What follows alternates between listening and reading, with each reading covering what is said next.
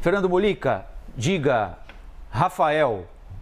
Não, diga o seguinte, Corinthians 4, Santos 0. Rafael. Seu áudio. Molica, e aí? Passado todo esse tempo, 24 horas, a gente continua não ouvindo o Boris. 24 horas depois, já dá para perceber de forma mais concreta qual é o tamanho do impacto que esse evento vai ter para a campanha do presidente Jair Bolsonaro à reeleição? Molica, bom dia.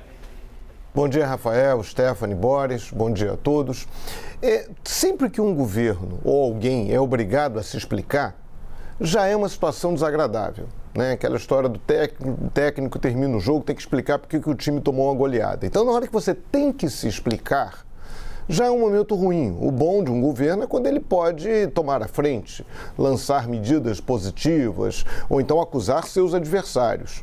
Na hora que um governo se vê acuado, tem que ficar explicando, já é chato, né? E esse caso é um caso particularmente delicado, porque o MEC, o Ministério da Educação, é um ministério central na lógica do governo Bolsonaro, tanto central no aspecto ideológico, né, no aspecto ali de crítica ao modelo educacional que vinha sendo seguido, quanto central na questão de verbas, por conta lá do FNDE, o Fundo Nacional de Desenvolvimento da Educação, o bilionário FNDE, que é comandado por um político, ou melhor, por uma pessoa indicada, que é ligada ao PP, ligada ao ministro Ciro Nogueira, que foi assessor dele, enfim, foi assessora, né, pessoa, enfim, então já é complicado. E aí tem um papel, e isso se agrava por aquelas declarações do presidente Jair Bolsonaro, quando ele disse que botava a cara no fogo pelo então ministro, que estava sendo feita uma covardia com ele.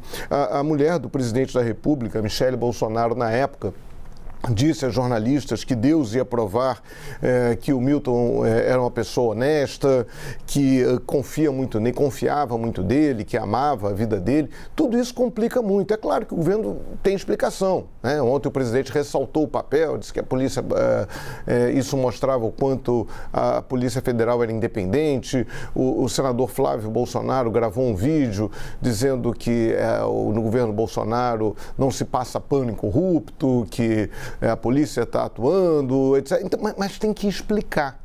Isso é uma questão complicada. Você tem que se explicar. Então, agora vamos ver como é que vai ficar. As consequências políticas disso são óbvias. Já era um mau momento para o presidente Jair Bolsonaro, né, que estava bem atrás nas pesquisas em relação ao ex-presidente Lula. Hoje sai o Datafolha, vamos ver que já deve pegar a repercussão do impacto dessa prisão do Milton Ribeiro. Agora vamos ver como é que o caso prossegue. Né? Ontem veio essa história lá do carro, os 50 mil depósitos que houve na conta do Milton Ribeiro. Isso pode ser uma evidência, pode ser uma prova num processo. Isso não justificaria a prisão.